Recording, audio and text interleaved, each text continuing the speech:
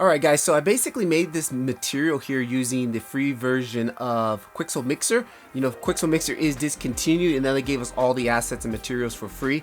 So I've got a bunch of them layered here. I got like 4 layered here. I got a rock, I got a liquid layer.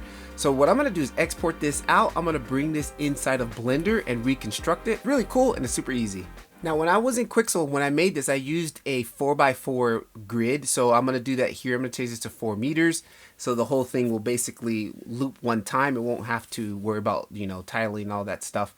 Then I'm just going to go ahead and import one of my mats here. And then I'm going to set up my material so that I get the projection and the transformation, all that set up. And then I'm just going to basically, I have a button mapped on my little wannabe Stream Deck, which allows me to copy paste or basically duplicate the node while keeping everything still connected. So all I have to do is set these up one time and then just copy duplicate just like this. So when I was in Quixel, I exported out these all in 4K. I did the normal map, I did the AO, I did the roughness, I did a displacement, which comes as a EXR, and I did the roughness. You can see here are the mats and even a specular. So once I get all of these loaded in, then we'll go ahead and start adding that displacement. Alright, here's our displacement, and then I'm using the new version in Blender 5.1. So we've got the new displacement system, which works really well. I actually have it set to normal at the moment here. And again, this is a 4K matte. So again, you just gotta play with the height. That's why I always have like my guy Dennis back there in the background. You can see I always have a human subject in there for reference on how big and how high these rocks should be.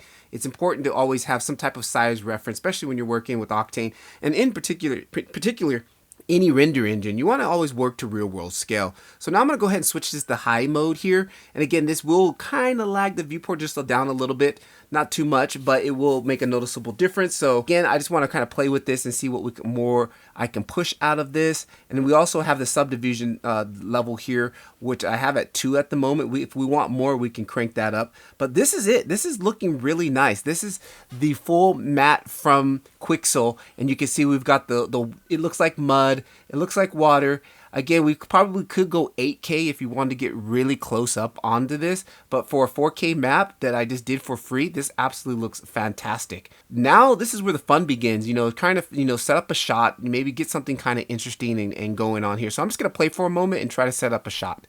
So next what I like to do is add a little bit of displacement to the plane just to get some undulation to the actual ground, because the ground is not fully flat. It's a quick, easy way to just kind of offset that ground so it doesn't look too plain and too flat. And then from here, I'm doing a little bit of post-processing, playing with the bloom, playing with the sun position here. And again, I don't like that background, so I'm going to probably also load in a separate environment background just so we have something else in that background where it's not just a white void. And just again, playing with HDR positioning, some nature scene to try to get something to kind of pop here. And this is just where like I really go off and can be easily spend 30-40 minutes just playing around.